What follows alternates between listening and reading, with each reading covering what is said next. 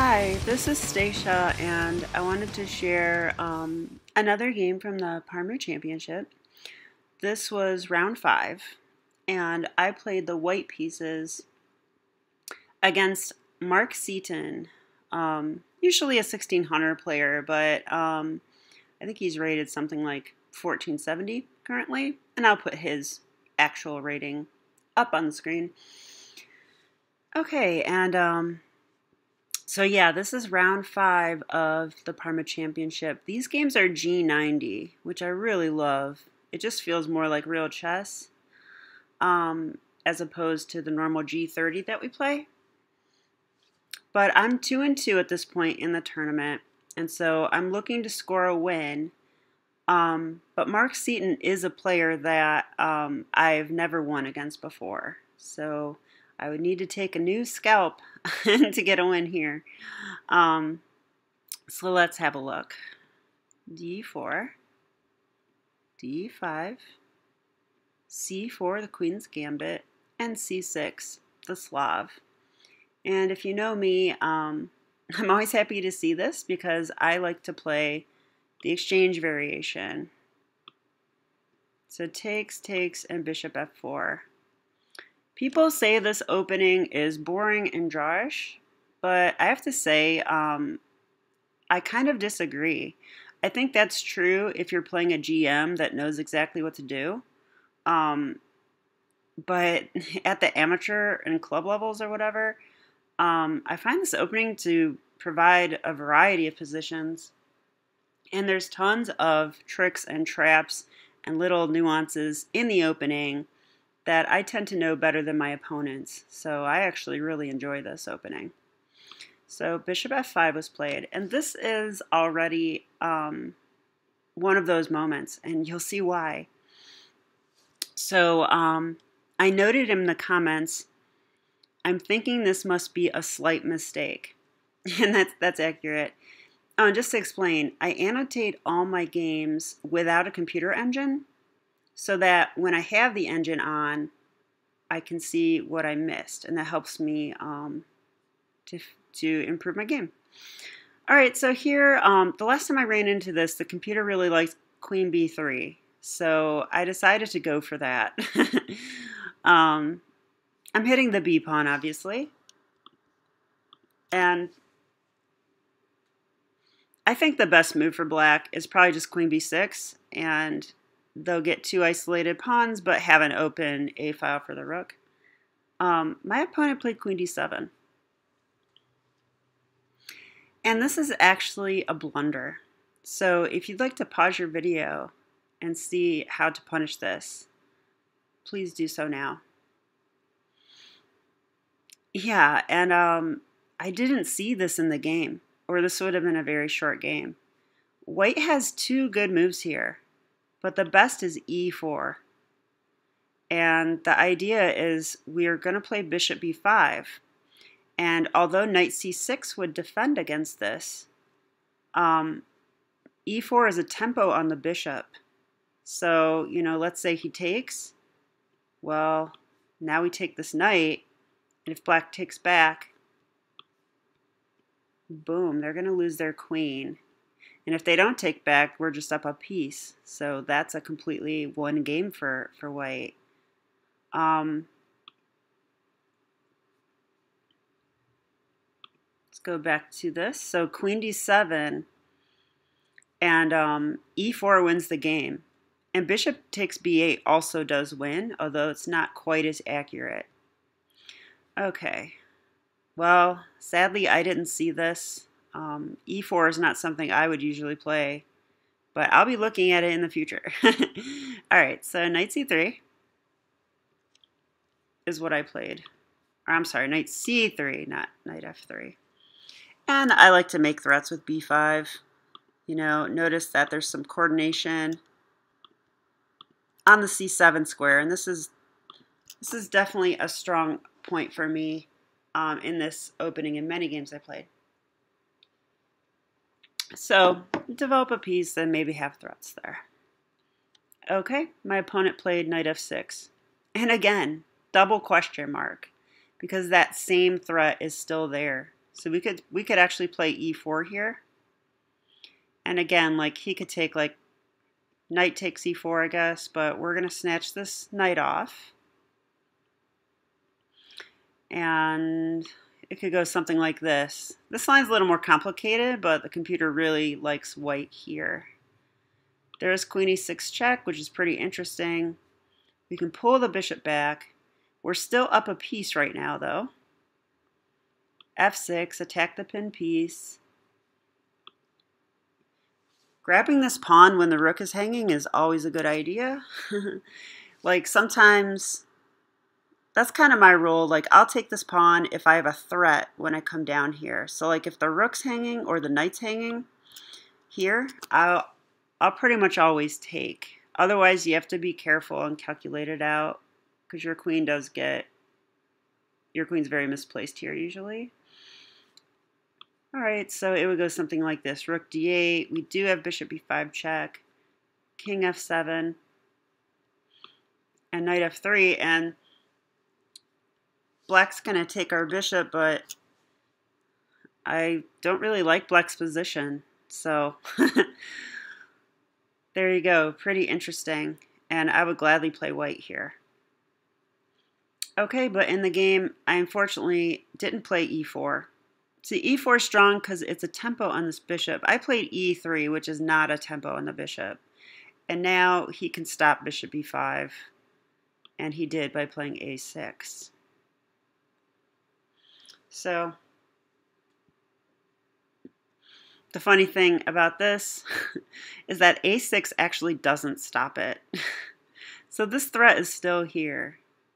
And I'm so glad I analyzed this game after, because next time, people tend to play bishop f5 a lot, and next time I have the chance, I'm really excited to basically play this e4 trap move.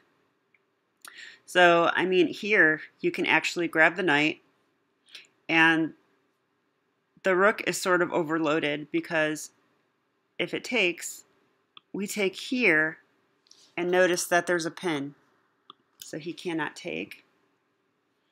And not only that, but now with the a pawn gone, this bishop b5 threat is renewed.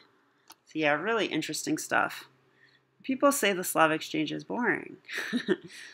Yeah, I humbly disagree. So, yeah, unfortunately, I didn't see that move either. Taking here, again, would win the game. But I played knight f3. And it's funny, I'm looking at my comment here. I said, so now I'm ready to prove the queen doesn't belong on d7 by playing knight e5.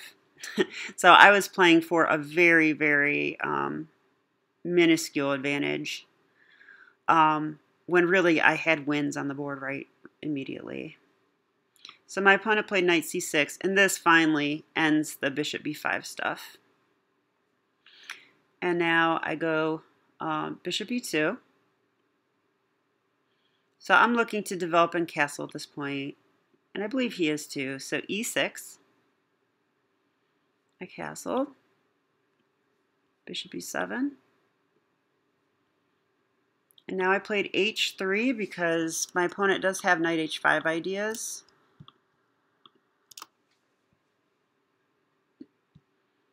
He castled, rook f to c1. I played this in another video as well. My idea is that if knight a5, I'm going to drop my queen back to d1, and these rooks are still connected, which is nice. And now my opponent played knight h5. So I would call this a bad move because he's threatening my bishop, but I created this nice little home, and I'm just going to put him here. So, and now I have this threat too. So I don't know. I think that's a waste of tempo. And he came right back, which is actually the best move because the knight doesn't belong there on the rim and hanging. So yeah, I don't know. I'm not sure why he played that. Knight f6. And now I played knight h4. And it's kind of funny. During the game, he He called me a copycat. I mean, he is half joking, of course, or completely joking. But he didn't have a threat when he played knight h5, but I do. I am really threatening to take this. If this bishop retreats here, I'm going to take it. If the bishop comes here, I'm going to take it. So I'm going to get the bishop pair here. And he should probably just respond with bishop e4. And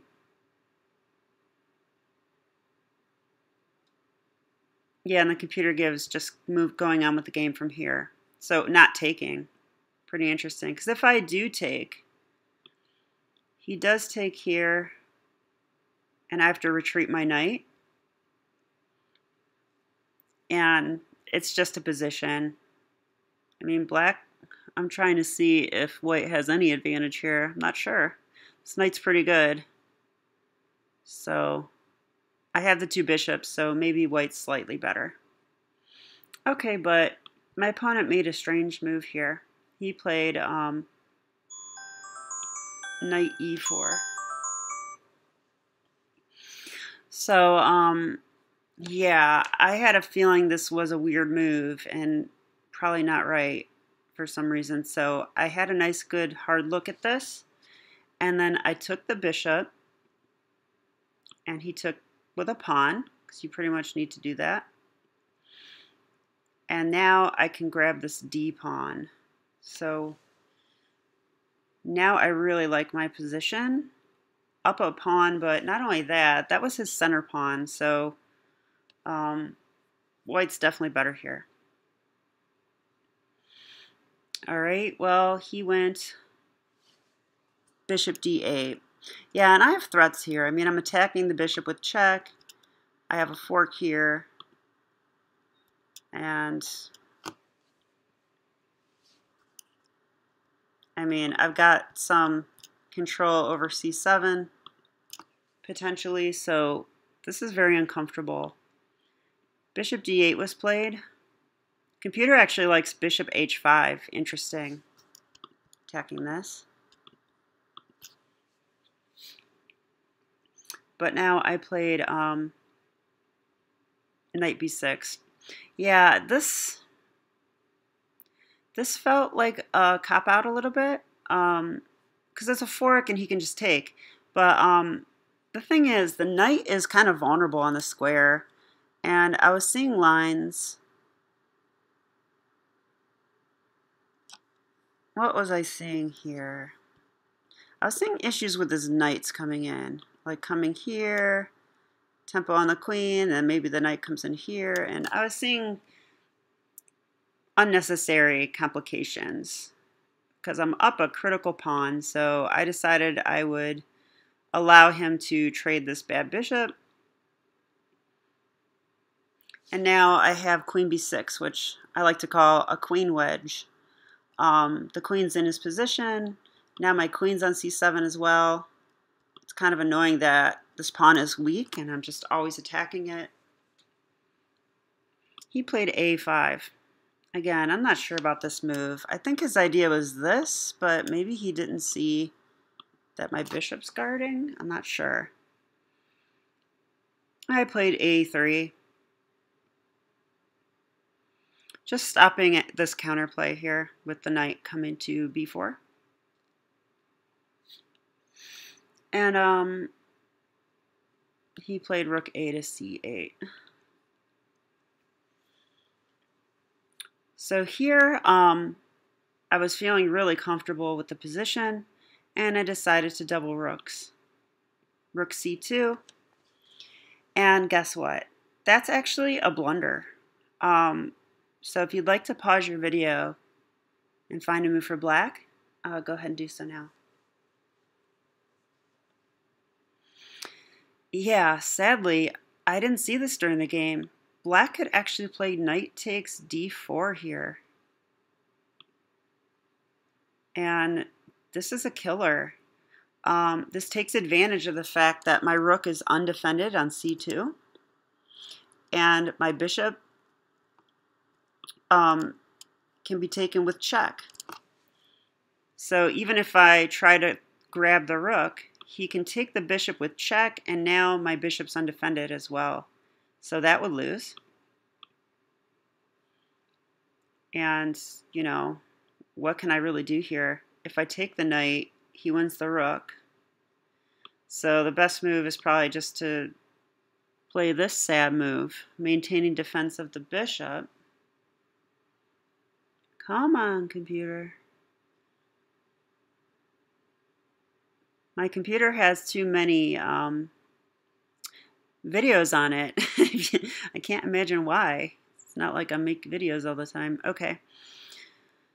So then it could go something like check, and I pretty much just have to take this. I don't have time to take the queen. Queen d3 would be a good move. And black has fully recovered and then some in this position. So wow, rook c2 is a bad move. Instead of rook c2, I could have prepared doubling with rook c4 though. And that would be different because the rook would be defended by the bishop, and the rook would be defending the pawn. So there'd be no sacrifice there. So lucky for me, my opponent didn't see this, and he instead played knight f6. I think looking to kick my queen out, pretty much. So I saw that move though, and I proceeded with doubling, and I just really like my position here. He attacked my queen, but now I have a strong move, queen b5. And he can't really, he's getting all pinned up now, you know what I mean? Like the queen's defending this, it's defending the knight, which might lose a pawn. There's a lot of pressure down this way. It's defending the knight here, which I might take. And don't forget, my bishop is covering all the dark squares. So, man, those arrows look a little nuts. Okay, so he came here, knight c7, but there's a problem with this. Now he interrupted the defense of the b pawn, so I was able to take here. Now he played knight takes d4, but this doesn't work, and I think this is just desperation at this point. Black's pretty much just totally busted here. So I took the knight, he took here, but now I've got too much coming down the C file. So this knight is actually pinned, so I can just take it. He took back, and I took with, not the queen, I took with a rook. Maintaining defense of the b pawn and applying pressure here. And even though he can attack my bishop, which I'm pretty sure he does, yeah, I have this nice move, bishop f1, and my king has two little friends here, which is nice. And I'm just up so much material, you know, I think it's just over. So he played on, I'll show you how it went, but I tend to convert these in the simplest way possible. I went rook d7. Oh, rook d7, so attacking the queen. He came like this, attacking my queen, but now I just go bishop here. And I'm basically saying, let's trade. So he decided to trade, takes. The rook came out to d8, attacking the bishop.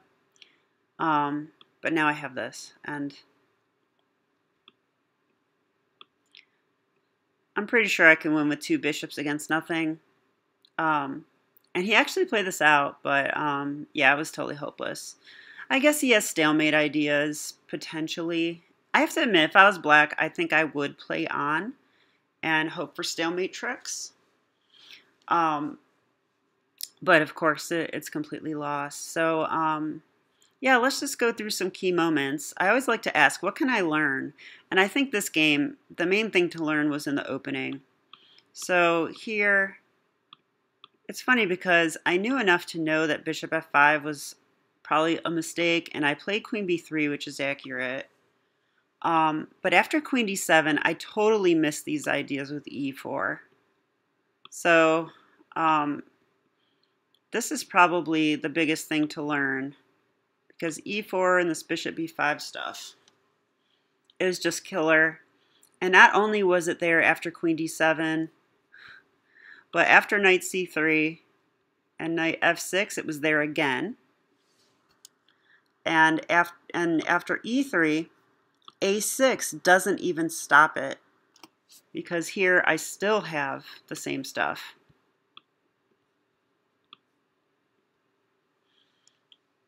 Bishop b5 is a threat here as well. So it's just like, wow, what this actually blew my mind, to be honest, because I've been playing the Slav Exchange for a long time. Well, not that long, a couple years, I guess. But I've had so many games, especially blitz games. And I never knew about this trap. And this is a G90 game. You know, I sat and looked at this position after queen d7. I looked at this for probably 2 or 3 minutes and just determined there was nothing with bishop b5. So just crazy. So definite blind spot that I'm looking to remedy. But I hope you enjoyed this game, and yeah, that's all. Thank you, and have a great day.